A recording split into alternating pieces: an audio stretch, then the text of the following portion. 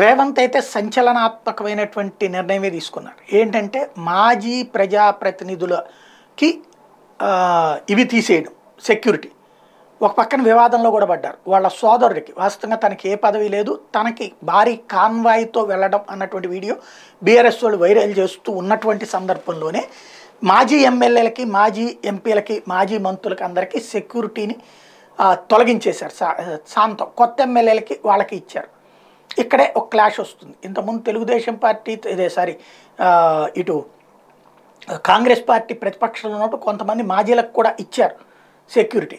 అయితే అది purpose basis మీదనే, వాళ్ళకు ఉన్నటువంటి థ్రెట్ బేసిస్ మీద.